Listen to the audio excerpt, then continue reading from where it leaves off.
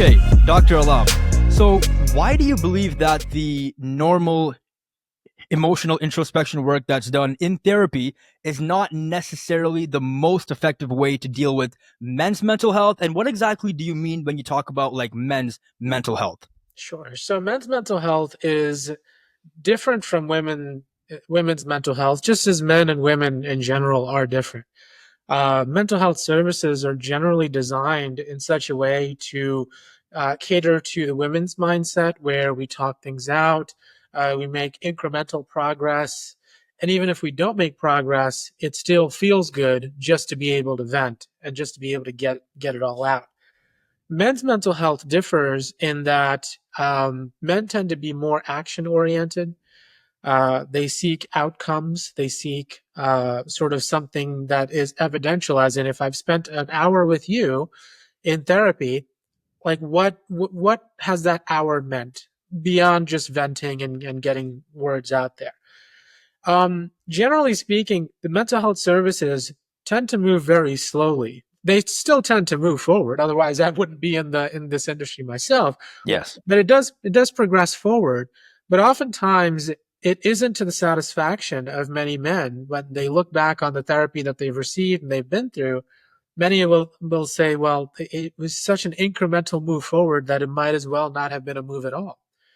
And so in my article, I talk about how important it is to, at minimum, acknowledge the differences between men and women, and understand that men, by definition, are different than women, and thus will need different things than women.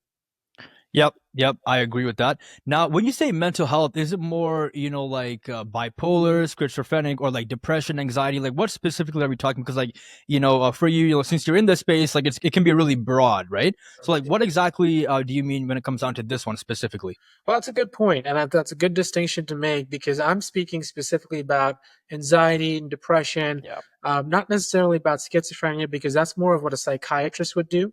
Hmm. I'm talking more about in the realm of psychology and social work, which is my expertise. Got it. Okay, great. Now, you also mentioned how men and women do express, possible mental health issues in like different ways, right? So can you express how men and women do express, that kind of problem in their own ways? Because you mentioned how females tend to be more like they look for more support and guys tend to be more aggressive, right? So can you just go a bit deeper on that? Yeah. So for men, it's actually kind of the extremes. Men, when they're dealing with something from a mental health perspective, they can get more aggressive, certainly, Yeah. which is usually what you see in movies, where a man gets fired from a job and all of a sudden comes home, throws glasses, throws plates, everything's broken, and punches holes in walls and stuff like that. Yeah. The opposite can also be true, where a man might feel like, well, it's not appropriate for me to express my emotions. And so they will go into themselves. So, in many ways, men will express their need for mental health services and mental health intervention through silence, through not talking, through one Yeah. word answers. You ask me, how's your day going? I say, it's going good. And then I don't Yeah. ask you back how your day is going.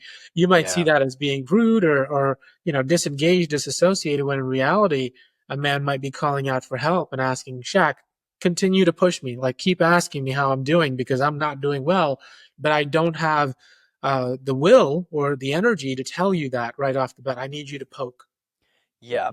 And yeah, that's something that you can see in like school shooters as well. Like they're always, like the main prototype is silent and then they become unbelievably violent, Yeah. right? So that's a huge problem. And also at the same time, you can see when guys handle problems, they tend to do it physically and fight.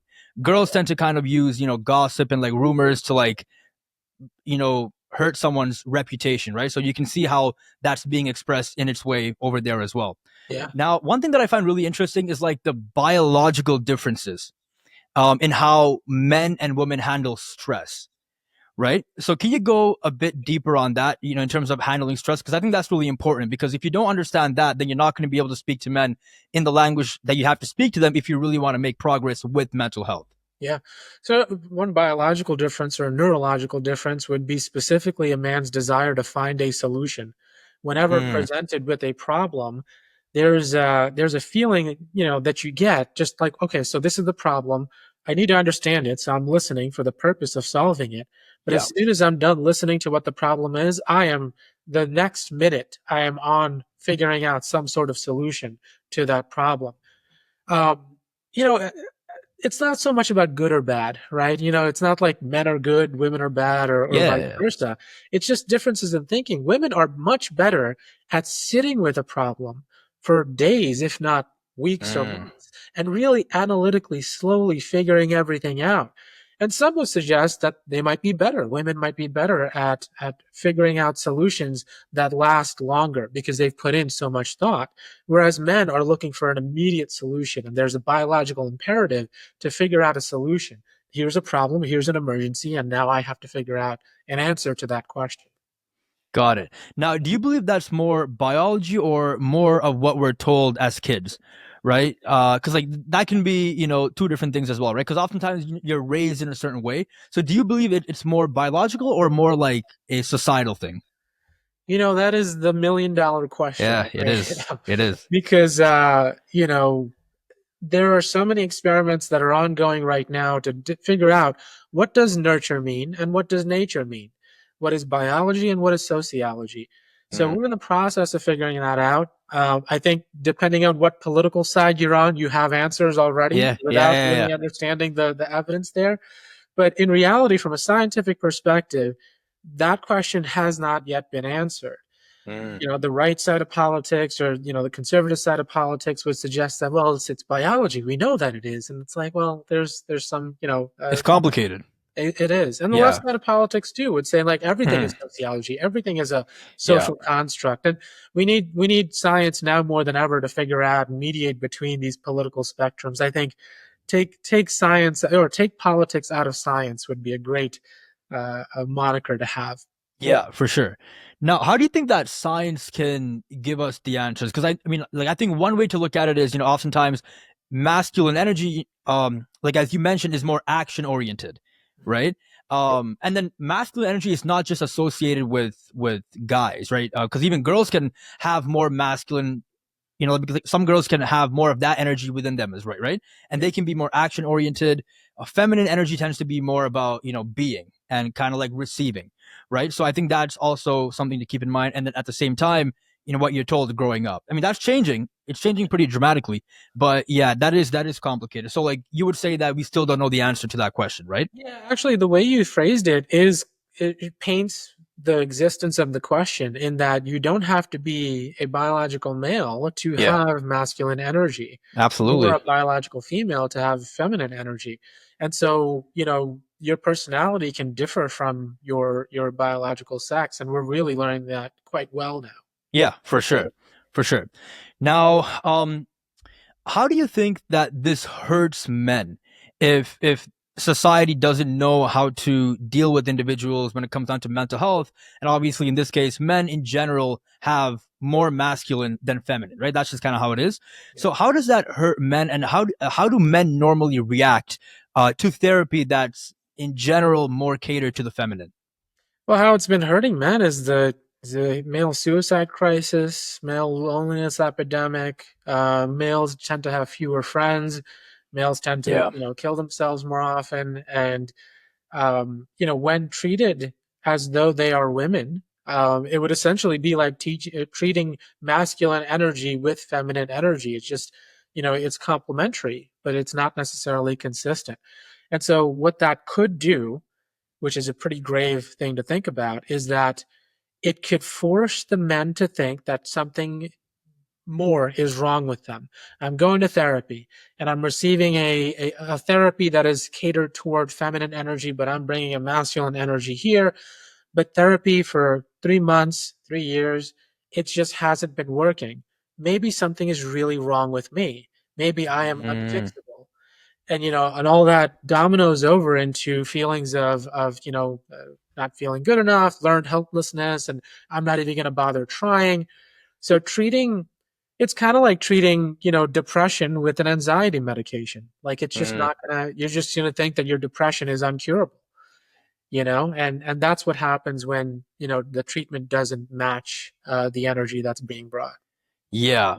Yeah, that's really important because like obviously if it's not working, especially after you've put in, hard work and effort to try and get better, that can like kill your belief and kill the confidence, which eventually leads to losing hope, which is a really dangerous place to be in. And obviously, as we can see, like male suicide rates have gone up dramatically because of that, right? Yeah. Now, how does this also hurt like society in the long run? Because you also talk about like male disengagement, Yeah. right? Which people don't really talk about that much, right? So can you talk about how not understanding the inner workings of the male will hurt society in the long run? Male seclusion in heteronormative environments will also hurt society because, men and women need each other, maybe not marriage and kids and stuff, but we, Hmm. we all rely on each other. Men can't survive without women and women can't survive without men. And so if men are leaving the table, then that part of the meal is now gone. And that absence is being felt right now because, while we talk about the male loneliness epidemic, there are also many articles about the female loneliness epidemic that relates directly to each other. Is that if men are leaving the table and women are there, then what's going on? Like they feel like they're not good enough. So when men feel like they're not good enough and so they leave, women are sitting there with no one to talk to across from them. They feel like now they're not good enough too. We just have all parties who feel like completely, left behind by society when in reality no one's winning. Yeah, exactly. So, that's kind of more about like relationships and friendships and so on and so forth, right? Which is, it's pretty sad to see sometimes like the slow divide that takes place in that arena. Now how does that hurt like um a for example, a country's ability to build itself and develop? Because historically, men are, you know, most often the ones that are building society with like a hands-on approach, right? So how does it hurt the idea of building society if we take away the man out of the man? Oh, this is like it's a grave detriment to society. Even to this day, men are the primary plumbers, electricians, construction workers, and as Yep. they leave, and I don't mean leave necessarily by suicide, but that is one of the things. But like males disconnecting and just choosing to live in their parents' basement playing video games until the age of 50, 60, however long they'll live. Yeah, That's that's one less construction worker. That's one less electrician. That's one less plumber. And that compounds into a society that is in grave need of continuing to evolve. And so when men check out, society as a whole suffers because now it's not able to make the progress that we once did in the past. yeah, exactly. And then obviously, historically like men normally take pride in taking action and like building their cities or towns or countries, and if we move away from taking that action oriented approach, we're going to end up in a place that we've never really seen before, like we've never dealt with that as human beings, right? So again, something we have to definitely keep in mind. Yeah. So one thing that we all have to do is obviously find solutions to problems, right? You can't just sit there and complain about it. So, which is why I love your work, because you actually give solutions and don't just like rant. You know what I'm saying? So, so one of the things you mentioned is we have to frame therapy in a way that's attractive to men, Yeah. right? So, how can we do that as like as a country or as a world? Well, I think the first thing we need to do is help the world and society understand that if we prioritize men's mental health, we are not ignoring women's mental health. Too many people think of it as a zero sum game where if we think about men's mental health, well, what about women then? Well, no one's saying that. Relax, no one's saying that. We're just saying these are two different kinds of people. We want to help everyone. We have plenty of resources to help everyone. We don't have to just have a one way set, model of mental health. So that's the beginning, to make sure that the society and the world understands that prioritizing one does not mean ignoring the other. It just means we see a need there. And then moving on from there, once the world understands that, we have to get more creative with mental health, just as we've done with women's mental health. With men's mental health, it might be more about going outside, throwing the football around, throwing a baseball around while we're having that conversation. I've written plenty of articles, one about combat sports like boxing and MMA. In the middle of therapy, depending on the man, obviously, yeah, right, the individual. But if they're into that combat sports stuff, like if when you're fighting and you're boxing, like you are physically exerting yourself and you are physically vulnerable because Yeah. of your exertion. Now that physical vulnerability opens the door for emotional vulnerability too. And so when I've worked with some of my guys and like, boxed with them or sparred with them and they're just exhausted, I'm exhausted too. Yeah. And now like we really get to talk about like what's going on with your marriage, what's going on with Hmm. your wife, the kids are Yeah. going off to school, I don't know how I'm going to afford the tuition, it's so expensive, man, I'm like drowning and my boss is up, and like, just stressing me out. Like that now comes out. So that generally wouldn't be something that you might consider with women's mental health, women's therapy. One, because it can be very violent to spar with a client, but Yeah. but that's just one option that you can explore. Okay, great. Yeah. So basically, you're saying like frame it in a way that doesn't make men feel like, they just have to sit in one spot and stagnate it and just kind of be in like this overly emotional space. Because as you mentioned, men like to be more action oriented, and you can see it, with people that have played sports, right? Because if you've played sports, you know the kind of bond you build with, the people that you've played that sport with. Like it lasts a lifetime. Like Yeah, it'll last a lifetime because like you've made memories together and you've suffered together in a way that will bring you closer together, which now allows you to really confide in each other without feeling like, oh man, I'm weak and helpless, because you've already shown each other that you're not by being on, for example, the basketball court yeah. or in the boxing ring and so on and so forth. And yeah, that's something that leads on to the next point, which is pretty much the main focus of what you talk about, being action oriented and setting goals, right? Now, what does that really mean? Like, what kind of actions are the most effective when it comes down to dealing with men's mental health? And what kind of goals are the most effective when it comes down to dealing with men's mental health? Right. Well, the actions might differ from man to man, but some of the actions might be, if we want to play video games, let's say we're not athletic, right? Or just older like I am. So we just want to play video games. We got NBA 2K in there and we're just playing and playing and playing. And we just talk through, and maybe we put it on mute. So this way the sound doesn't interfere, right? So we're playing NBA 2K on mute and we're just talking to one another. That could be an actionable thing. And as far as the goals are concerned, this is an important part, is that men need to know what is it that we're going to achieve today in this 1 hour, 1 hour and a half, and how will I know that this hour and a half has been well spent? And also give me an idea of what we're going to be talking about, what we're going to be accomplishing next week when we meet again for an hour and a half. So knowing what we're trying to achieve today and also knowing how it relates to the larger thing that we're trying to accomplish over the course of, let's say, 3 months to 3 years, that can be very helpful because men will always look back retrospectively and ask, was that worth it for me to do? Well, if you have a listing of like, this is what we achieved last week and the week before that and the week before that, oh, I see the progress that I've been making. That's going to keep men motivated to keep coming back. They need tangible, logical evidence that therapy has been working for them. And many times with therapy, it's not like a wound. Like you get a cut and like you see it healing up. With mental health, the wounds as they heal up, you feel like they've always been healed. And so sometimes you kind of need to be reminded of where you were 3 years ago in order to understand the progress that you've made. And just marking that can be a really valuable goal. Okay, so having these like daily tangible goals that show progress, kind of like so you can actually see it, that's more motivating for men when it comes down to therapy, right? Yeah. Now, obviously you mentioned video games and so on and so forth. When it comes down to goals, for example, like obviously because, we can't have, people playing games all day long, because if then you're not going to actually help society. Obviously, we have guys that are getting paid to play games. That's a really small percentage of people, right? So in general, like when it comes down to setting goals and being action oriented, do you find that it's more beneficial for men's mental health to focus on like physical goals, financial goals, or like goals in terms of their romantic relationships and friendships? Like which one of those, or is it a combination of three? Like which one tends to be most effective in helping men? Goals that are not reliant on others.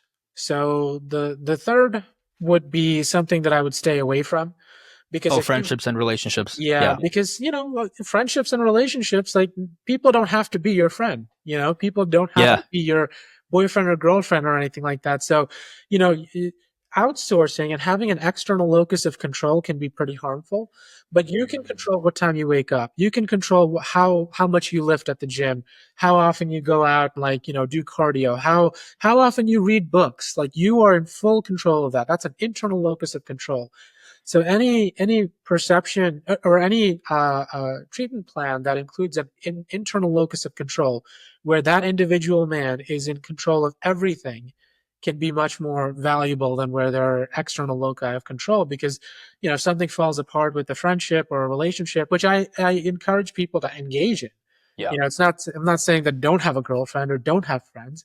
I'm saying that that shouldn't be your primary source of self-esteem and self-efficacy, because if it is, you're relying on something else and someone else. Got it. Yeah. So it seems like the main idea is to be fully comfortable with yourself first, Yeah. right? So, to get your validation first prior to kind of, like really depending on other people's validation to give you that sense of self worth and respect. So it seems like the main thing here is just to make men respect themselves. Yeah. That's kind of like the main thing, right? Because oftentimes in therapy, it's more about like loving yourself, which is important. Yeah. It's important, but like it seems like based on your work and like what you've really witnessed, it's more about respecting yourself, Yeah, right? it is. It's about respecting yourself, but also, this is going to be a little bit of a hot take, in a society that disrespects men. Yeah, Men are, yeah, every film that you watch, every comedy, the dad or the man is always a Dumbo that just doesn't know what's going on. And everybody else, yeah, even the kids, the 5, 10-year-old kid knows more than the dad does. So in a society that is designed to disrespect men, men have to learn to respect themselves. Yes. yeah. Yeah, so that's definitely something that's, really become like a mainstream thing, like especially in the last like 10, 20 years, which is pretty much like in my generation.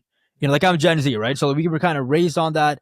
Now where do you think that came from though? Like if you had to really look at that, like where, like what went wrong? Because obviously, like there's a difference between obviously having fun and making jokes, especially, as guys, like, you know how it is. Like guys are always making fun of each other, but it's just for fun, right? So Yeah. people kind of just like let it slide, but it's gotten to a point where it's become a little bit toxic. So where do you think it went wrong? Well, roasting is my favorite pastime with my buddies. I imagine the Yeah, same yeah, with you. yeah, You yeah, know, yeah, yeah, you're among friends when they're roasting you and you're yeah, roasting yeah, them. To yeah. answer your question, where do I think it came from?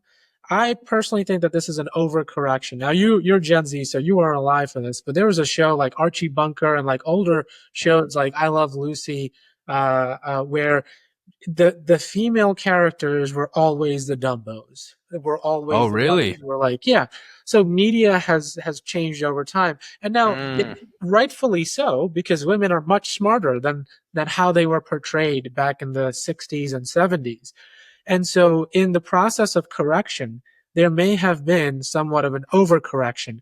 Now, if you look at a woman actress portrayed in the 1960s and a man actor portrayed in 2025, they are essentially the same character, same archetype, just dumb, doesn't know what to do, always dependent on the husband or the wife to figure everything out. Sometimes even the kids are smarter than them.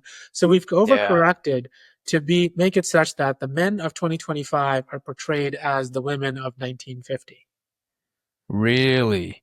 Huh. So it seems like it swung back dramatically to kind of fix that disrespect that was going on earlier on, I guess, in time.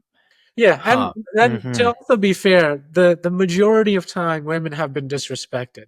Yeah, yeah, yeah, for So this sure. is, yeah, Historically, especially, definitely. exactly, exactly. For centuries, if not millennia, women have been way more disrespected than men. So some might be watching this and then listening to this and thinking like, well, it's about time men experience what women have experienced.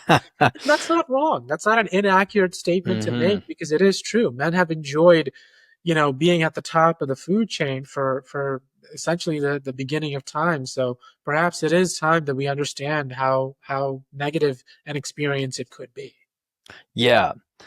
Now, just out of curiosity, how long, like, just based on, obviously your work with your clients, how long does it normally take for men to work themselves out of a really bad mental space?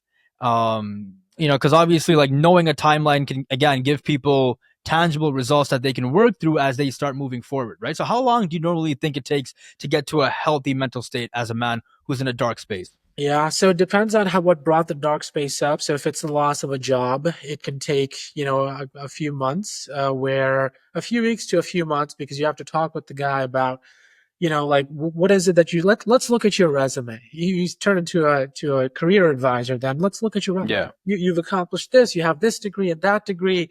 Like you have to have confidence in yourself, because if I were looking at this resume, this would be a hireable person. So you have nothing to worry about. Or if you do have something to worry about, use the severance package that you're going to be paid for the next few months. Get this certificate, get that certificate. Very action oriented, right? But Hmm. that's because there's an internal locus of control. However, if they're in that dark space because of something external to them, an external locus of control, my girlfriend broke up with me. I don't know what to do now. That's going to take a much longer period of time. And sometimes that can take 2, 3 years, not just 2 or 3 months. Huh. It's not about rebounding. Yeah. Rebounds never work for men or women. Yeah. You still Yeah. think about that person, Yeah. but you have to disconnect. And all the ways that you connected with this person, you have to slowly, one by one disconnect. And that can take years. And some men might never get over it. There are men who, 10 years after their high school sweetheart broke up with them, they still think about them, and sometimes that just never goes away because they're just like they can't figure out why it happened, and they wish that it didn't. Huh. And then they probably like love really hard too. Like they probably just, yeah, that's obviously a really, really sad thing, right? Yeah. Now this is pretty interesting. So you're saying like loss of a job, or your girlfriend breaks up with you. It all leads to different situations, right? Mhm. Now, what is the difference in how you treat guys that, for example, let's say they did break up with their girl? How do they work themselves out of that? Because I guess when it comes down to a loss of a job, it's not that, like, it's not going to affect you that much because like you don't feel as disrespected, Right. right? But if your girl cheats on you, or she breaks up with you, like, or if she breaks up with you, you feel disrespected and your ego is kind of like crushed, right? So like to kind of rebuild that, it can take time, right? So Yeah. what would be the difference in how guys can build themselves up based on the situation that you're in? Yeah. So I'll usually start that conversation with just, you know, maybe we're not ready to talk about this. So let's just go outside, throw the ball around in complete silence, or play video Mm-hmm. games if it's cold out in complete silence. And, maybe we do that this time and next time and the time after that. And eventually, like one of us is going to ask a question that really digs into it. Like, yeah, bro, how you doing? Like it's been a week. Yeah. I know you've been going through it. You can say you don't want to talk about it, but I'm always here for you. And they might say, oh, I don't want to talk about it now. I don't want to talk about it now. I don't want to talk about it now. But Yeah. after a certain period of time, they will say, you know what? Like I thought I'd be over her by now. It's been 4 weeks. Like I don't know what's going on. That's an Mm. opening where you say, bro, like I've been there. Like it was Yeah. there's one girl from high school I'm still caught up on, and that was like 20, 30 years ago now. Yeah. So, Yeah. you make fun of it, you joke about it, you show how you, as the therapist, have a parallel experience. So, this way, the man that you're working with, understands that what they're experiencing right now, this severe levels of disrespect, your girl cheated on you, right? So, that level of disrespect, that is not unique to them. And men often need to feel like they are not alone, even though they probably don't want to hear that. They usually don't Mm. want to hear, well, bro, you're not alone. No, Yeah. you're making me, this feels like a charity to me now, right? Yeah. Yeah. Yeah. Yeah. When you say to another guy, bro, you got cheated on, I got cheated on too. Let me tell you about Emily from 3 years back. Yeah. This is what happened. And like, Yeah. you'll see them shaking their head and thinking like, yeah, that's similar to something that happened to me, blah, blah, blah. And they might start opening up, bro, like that's exactly what happened to me too. I'm like, yeah, I guess that's just how it is. Like can you imagine how many other guys have just experienced what you and I haven't experienced? So now in this therapeutic environment, I haven't made you feel like you're less than I am. Like, oh, you got cheated on? I Yes. never got cheated on. That is even more disrespectful, in my opinion. Yeah. When I say Yeah. like you got cheated on, no, so did I. I got cheated on too. Let's think about all the other people that got cheated on and how they've been dealing with it. So we're Yeah. together in this, therapy together, parallel therapy. Yeah. So yeah, it basically seems like the main pillars are like to first, like ease into it, Yeah. right? Ease into it, and then humorize the whole, like situation, because that's kind of like the language men speak, right? Like, if you both are just making fun of it together and keeping each other on the same level, that's when guys bond, right? Especially if you look at, like people in the army, or in, if they're firefighters and so on and so forth, they Yeah. use humor all the time to kind of get away from stressful situations, or to ease into a stressful situation, right? Humor is very valuable too because It is. Hmm. self-deprecating humor is very powerful and often something that is usually men, specific. I don't know too many women that use self-deprecating humor much, but I don't think I Yeah. know any guy who doesn't use self-deprecating humor when there's that, "Bro, I woke up at like 1 o'clock. I'm so lazy." Like, Yeah. Yeah. Yeah. Yeah. so Yeah. that's more consistent with men, and like that also opens the door of saying like, yeah, I'm a man, I need to be respected. I go to the gym, I've achieved all of this, but I still woke up at 1 o'clock this afternoon, and that's Yeah. just lazy of me. And that self-deprecating humor helps others connect with them in that way. Yeah. Now, when do you think self-deprecating humor becomes toxic? Because again, that can also it can be a sign of like low self-esteem, Yep. bad mental health, and sometimes they kind of hide it with those jokes, right? So like, what's the line there? Like, when does it become toxic If for the there's person? yeah, if it's only self-deprecating humor and it's not like pushing back when like if you're using self-deprecating humor and you don't then make fun of me too for being lazy Okay. and you're just like Yeah. crapping on yourself over and over and over again and you're never sort of, with tennis hitting the ball back and saying, "Yeah, you are lazy, bro. Like you need to wake up at least Yeah. 4:59." Right? That sort of humor, like if it's a Yeah. back and forth, then it's a better environment. But if you find a man who is just always self-deprecating humor and then you introduce self-deprecating humor yourself and they don't add on to it, then you realize that okay, so this person might be in trouble because Mm. all they hear are negative things about themselves and they never want to say anything negative about anybody else except themselves. Yeah, that's really like no one talks about this. Like that's really interesting. So like when there's no pushback, when you're like, roasting each other and so on and so forth, it can be a sign that hey, this person probably doesn't have enough self-belief, to a point where it's not healthy for them, Yeah. right? Yeah, Yeah. and that Hmm. that usually happens even with people, men that aren't at risk, right? When, so I had a friend of mine, I'll tell you this. So I didn't know his mother had died a long time ago, Yeah. and so we were doing yo mama jokes, Yeah, yeah, yeah, like, yeah. and I remember him like not returning a joke back and just like, oh no, like I'm not about it. I was like, what's going on? Like this is what we're doing. And then that's when it came out, like, bro, like, Okay. I never told you guys my mom died when I was 13 years old. It's like, bro, Uh had no idea. Number one. yeah. Number two, we will never do these jokes in front of you again. Nothing to worry about. We love Yeah. you. You're part of the friend group. You're our boy. So Yeah. yeah, Yeah. that can be an indicator too. Is just like understanding how humor plays out in that environment. Yeah, exactly.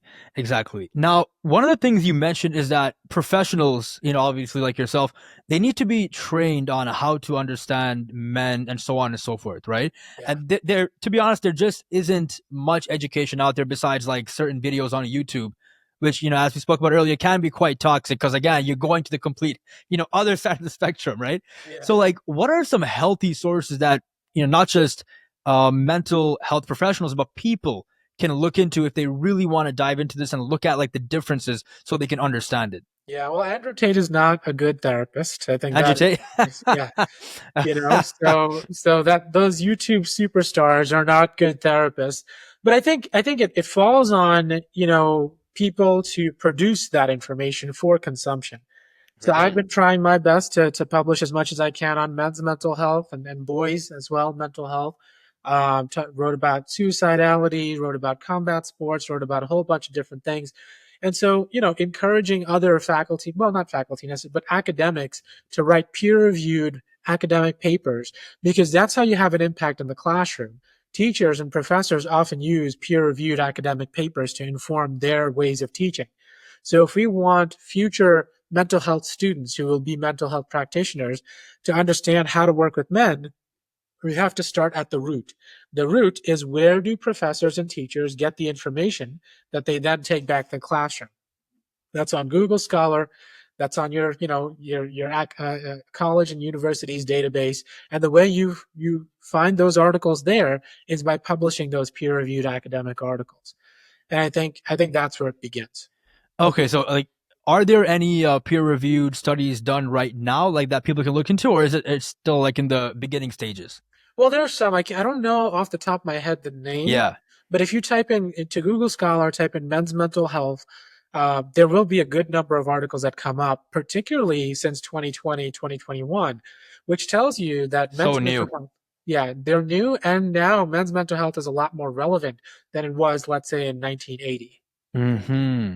Okay, and then is it like the same thing with books out there? Like, are there any good books that you can look into? Just because like Yeah. it's such a new concept, right? So if people really want to learn about it, like they have to kind of have some healthy sources to go to, and not just toxic stuff Yeah. on in the online world. I love Jordan Peterson. I think, Oh yeah.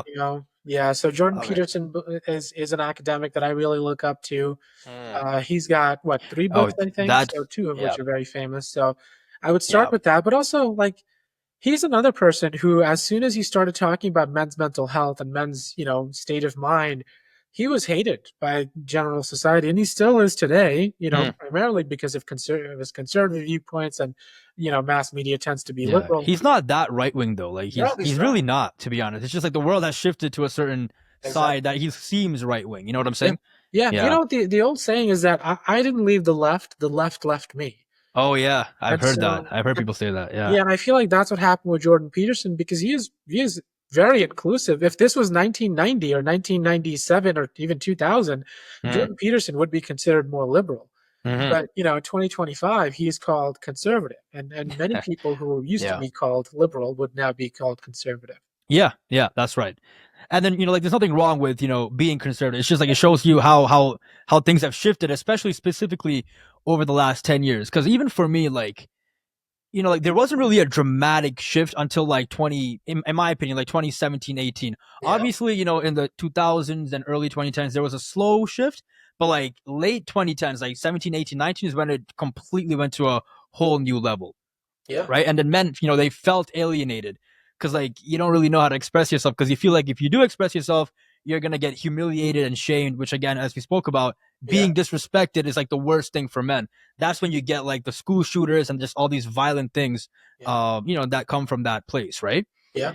Now, one thing you talked about is having male-friendly support networks, Yes. right? So, what exactly is that, and where can men find that? Like Discord, some of the people that you play video games with on like PS5 or Xbox, Mm-hmm. getting on the headphones. Every Wednesday, I have a friend who I talk with on the phone while playing NBA 2K, Okay. Mm-hmm. and we'll spend like 2 or 3 hours, and we both have the TV on mute, so we can just talk to each other. He'll tell me what's going on with his week, and I'll tell him what's going on with mine. And it is, it's therapy 101, but it's just a friend of mine, and I'm a friend of his.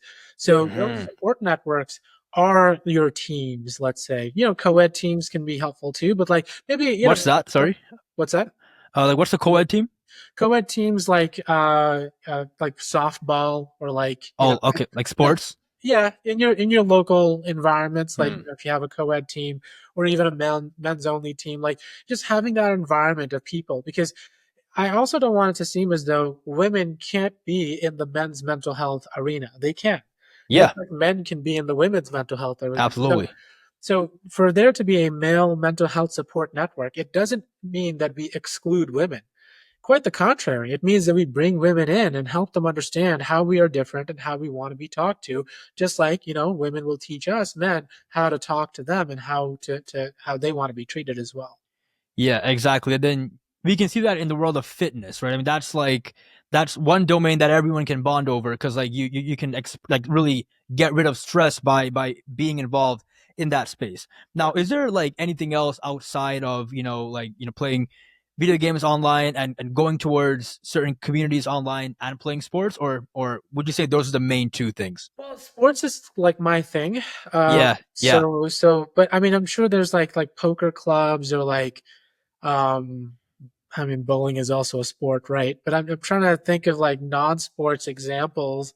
Yeah, for like guys that are older, for example, because no one really talks about the older people, which is pretty interesting. Because it's always about young men, young men, young men. It's like, yeah, but like, how about the the older people, right? Because they're struggling, they're struggling too. They just don't really say it as much, especially because if you're older, you're more deep, like you're more deeply raised in that space where like you shouldn't be showing pain, Yeah. right? So like, what do they do? Because like, as you're older, it might be hard to go out there and engage in sports and physical activity and so on. You know what I'm Yeah, saying? some of the guys go to like bars, and hopefully they don't drink too much, but that's a good place to, there's a show called Cheers, where like the bar Mm, was the central place where where the guys would get together and just like, talk, or poker club or something like that. So, something social with an activity that takes, like, that the focal point. So whether it's drinking, hopefully not too much, whether it's playing cards or just like getting together and like, going on guys trips to like Vegas or something like that, that could be meaningful experiences.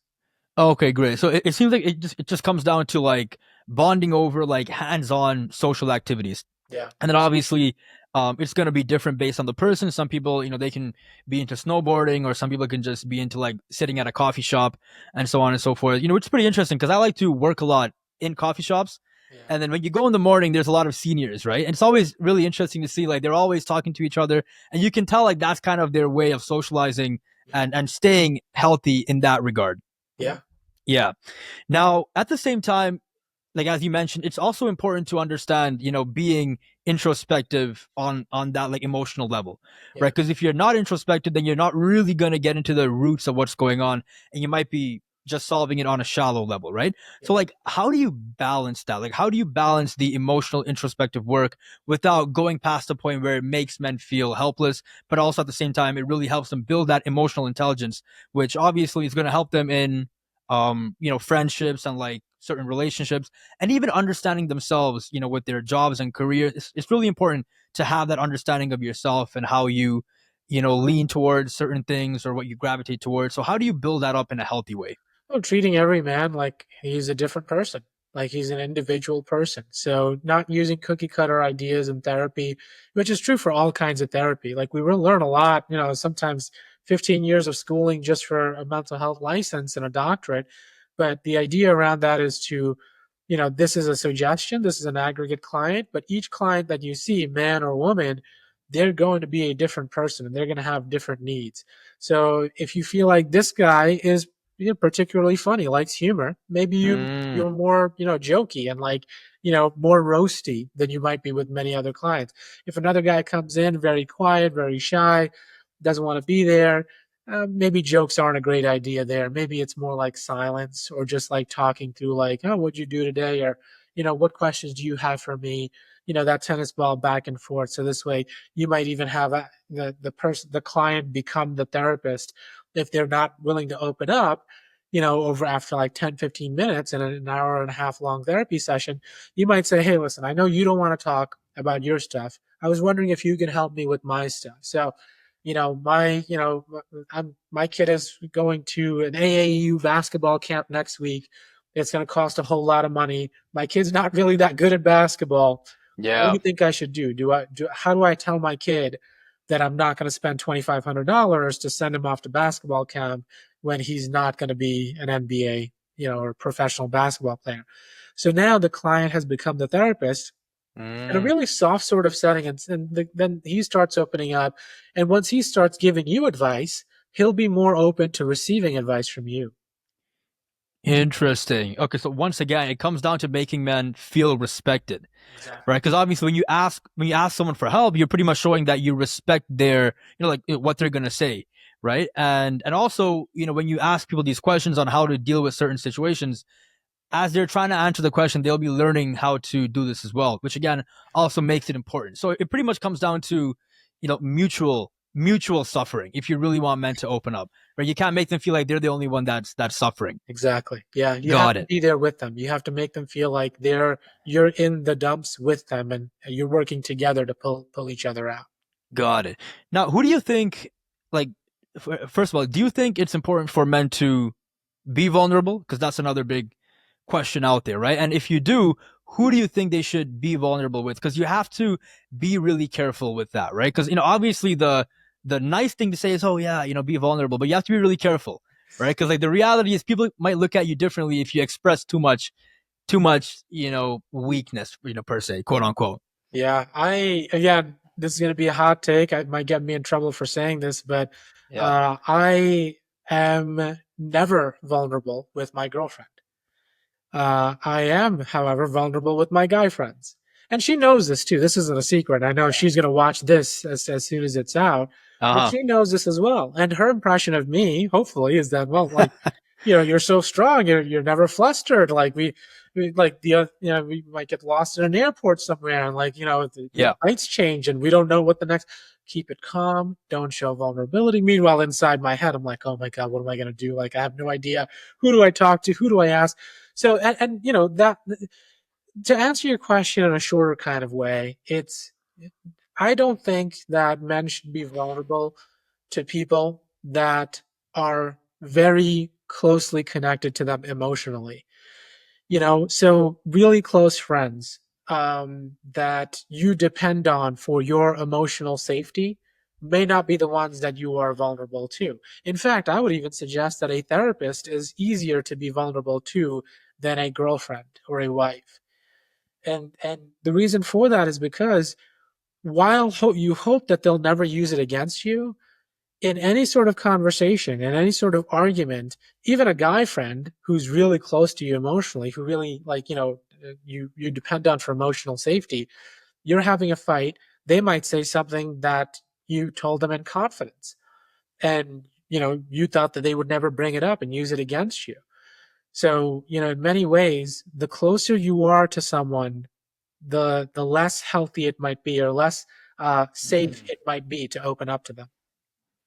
Yeah, that is really interesting because, like when I was working at the bank, right?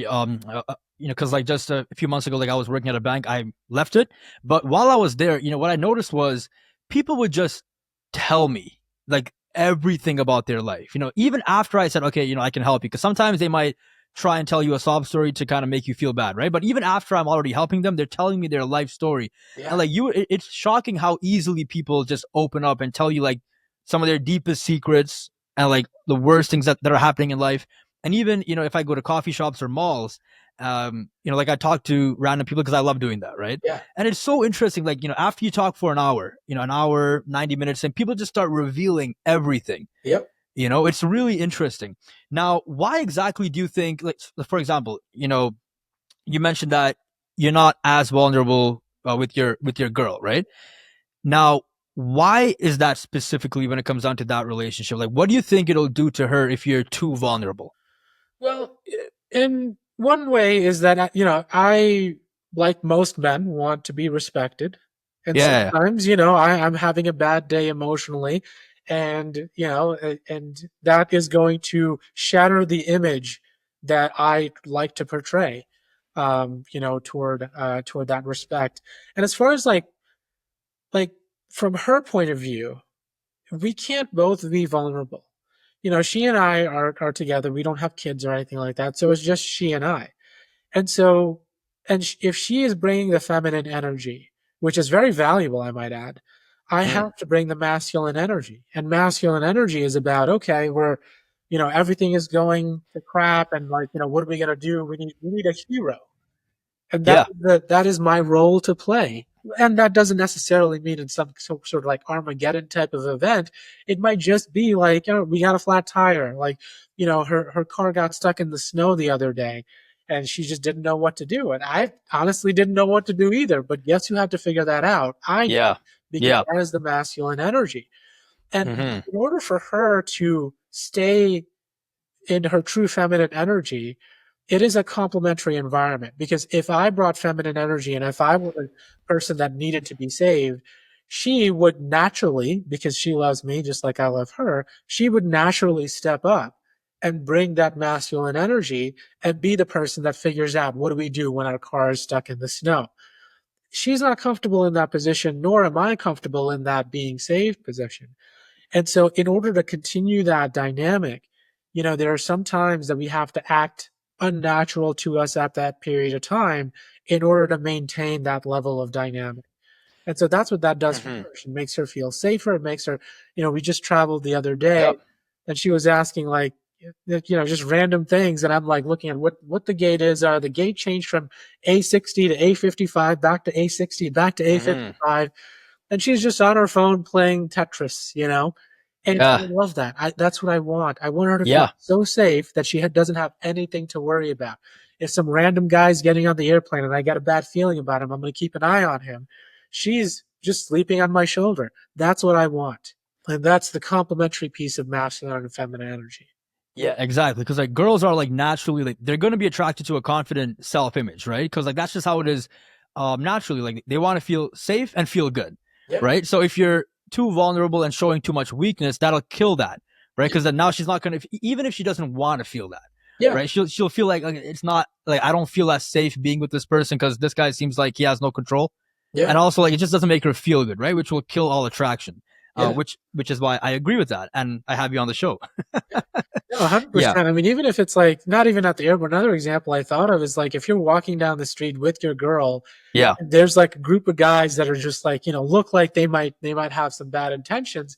yeah. You're hyper aware of that, and you're kind of afraid of that too, but you can't show it because that's just two people that are afraid. And so you have to Yes. be the confident one. Usually nothing's going to happen. Many people that might look very shady are actually very, very kind and very genuine. Yeah. Are you Yeah. lost? Can we help you? That type of thing. Exactly. But that confidence goes a long way in maintaining that dynamic, which is so important. Got it. Got it. Great. Now, Dr. Lam, just before we go, because we're 50 minutes in, it's been quick, didn't it? Yeah, absolutely. Yeah. So the last question I wanted to ask you was, let's say there's a guy out there that's watching this, right? And they want to start building a foundation, for like working themselves up to a point where they eventually flourish mentally. What are some daily habits that they can start doing on a daily basis to start building that foundation as they work themselves up? Make your bed, do your dishes. Don't leave for tomorrow anything that you can do today. Mm, The little things is how you begin. The little things, when I was a kid, turned into a doctorate degree, turned into a yes. pretty safe income here, a Hmm. good amount of status. A good. It's the little things. So it's not a giant secret where you're like, what is your secret to success? Your secret to achieving mental health. It's the little thing, particularly for men. You make your bed. You've had a terrible day. You still come back to a gift that you have left for yourself from the morning. So someone cares about you, and it's the past version of you.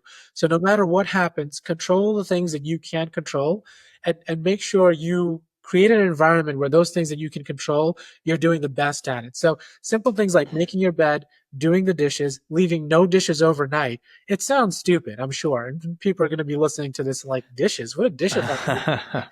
You'll be surprised at how those little things compound. And now, like I have a couple of articles that I have to do a revise and resubmit on. I'm not going to leave them for tomorrow. I'm Yep. going to submit them right after we get off this conversation today and have them published in the next month or so. How did I come to that? It's because I always do the dishes, I always make the bed, and that's how it Yeah. started. So the little things will compound into big things. So just start with the little things. Yeah, exactly. So it's all about, taking, like taking responsibility and stacking up small wins. Exactly. So like, beds, dishes, and so on and so forth. Like that show, like you're showing your spirit that, hey, I'm capable of keeping my word. Yeah. And it's so true because like it's these little small wins that lead up to your belief in yourself and even pride in doing what needs to be done. Right. Which is why like going to the gym every day, like oftentimes it's not just about the workout, it's the fact that you actually went and did it. Yeah. Right. So when you sleep at night, you can like you're just getting more and more stronger mentally, which is Exactly. extremely important. Yeah. So, yeah, Dr. Alam, thank you so much for coming on the podcast. This was a really, really, really fun one. It went by so quick. Yeah. But yeah, if people want to go and find your work and really look into more of what you're doing, Yeah. where would you go and tell them to go? Well, I have a unique name, so you could just type in my name on Google. I'm on Psychology Today, DC Journal, a bunch of different Heterodox Academy. So there's a lot of different places where you can find me. But I'm happy that my parents named me what they did, so Unique it should name. be not Yeah. not too easy, not too difficult to find. I also want to thank you. This has been a wonderful experience. Keep up the good work. You're doing really Thank you. important work here. I saw some of the other recordings that you had, and I'm really confident in the success that you'll experience now, obviously, but also in the future. So this has been a wonderful experience for me. And if there's anything that you think that would be a good fit for us to talk about again in the future, the door is Yeah. always open. Yeah, definitely. I will definitely reach out to you again, maybe in 1 year. And hopefully the podcast is much bigger by then and we'll definitely do it again. But yeah, like, do you have any book that you would recommend? And by the way, I thank you for the compliment. I really appreciate that. Yeah. But like, do you have any books that you would like to recommend for people to read if they want to get more well versed in this topic? Yeah, I would say to start with Jordan Peterson's books. Yeah. That's how I started with this journey because I too, when I started getting my education in mental health, men's mental health wasn't really a thing. until I started reading Jordan Peterson, and he's Mm. so action oriented. That's where like the whole making your bed, doing your dishes. Yeah. That's not my idea. That's his. But then that compounds into so much. So I would say Jordan Peterson is a great read. Great. Have you wrote any books? No, not yet. Not yet. Okay. Soon? Yeah, soon, hopefully. Soon. Okay, great. Hopefully when that day comes, the Yeah. podcast will be big and we can share it with everyone here. I hope so too. Yeah. Okay. All right, doctor. Thank you so much for this. This was a great experience, and I wish you well. And hopefully, we can definitely do this again in the future. Absolutely. Thank you. I really appreciate it. No problem. Thank you so much.